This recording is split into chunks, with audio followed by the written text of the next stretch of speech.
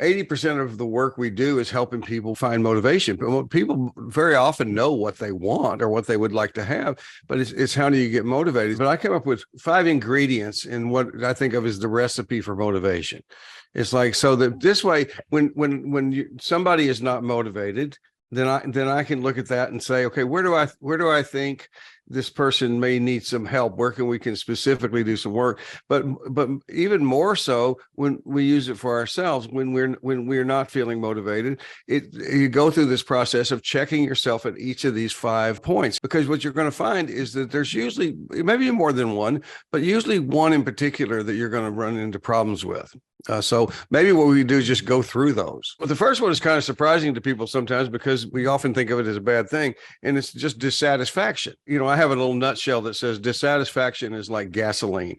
If you put it in your tank, it'll be fuel to get you where you want to go. And if you sit around huffing it, it's just going to destroy brain cells. And so the idea is dissatisfaction is the very first step of motivation. I'm going to finish up recording here, and I'm at my office.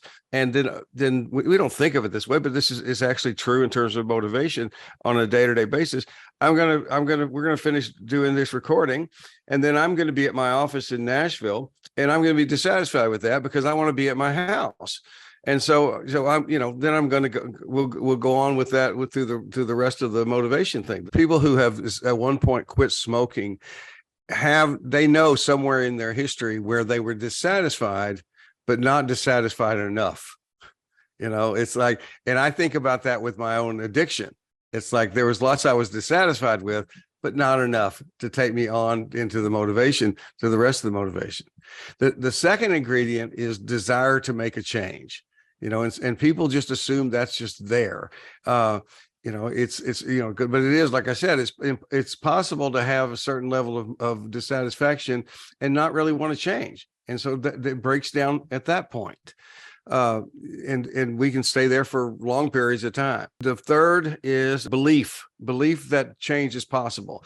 Now, this is one where people very often we find people are stuck here. It's like, now it's not belief is possible in general. Like in change, is it possible to quit smoking, or is it possible to quit drinking, or is it possible to become more assertive, or whatever it is that I want? Do you believe it's possible for you? It's very personal, because a lot of times when I do groups, I'll make this point, but I'll ask everybody in the group, how many of you, when we're talking about recovery, like whether it be addiction or eating disorder, and say, how many of you believe everybody in this room, all of these other people in your group can make this work? Do you believe they can recover? And everybody's hands go up. And I say, how many of you believe that you probably can't? And everybody's hands go up.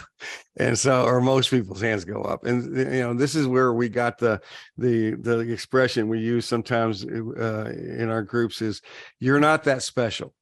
It's like you're not the one exception to the rule. These other people are all saying, yeah, I think you can do it. But and this is that negative arrogance that we've talked about sometimes. Alan and I talk about it on the podcast. It's like, it's really, really important. And because when there is that, when you don't believe it's possible for you to do this, and maybe sometimes that comes because you've tried multiple times to do things, you've tried and failed and not gotten it where you want to go and stuff. So, but we really have to dive in there and investigate that and find out what you need in order to have the belief that you can do it. And then the fifth one is one that is not going to be surprising. It's just willingness to do whatever it takes. Practice makes practice. Am I willing to do it? And whatever however I've translated this change into practice, am I willing to do it and keep doing it? Am I willing to, if I stumble and lose my balance, that I'll get my balance back? If I stumble so badly I fall down, that I'm going to get right back up. Those 5 are really going to break down the whole idea of motivation, I think, and so that we can get beyond this idea of just saying, oh, that person is not motivated.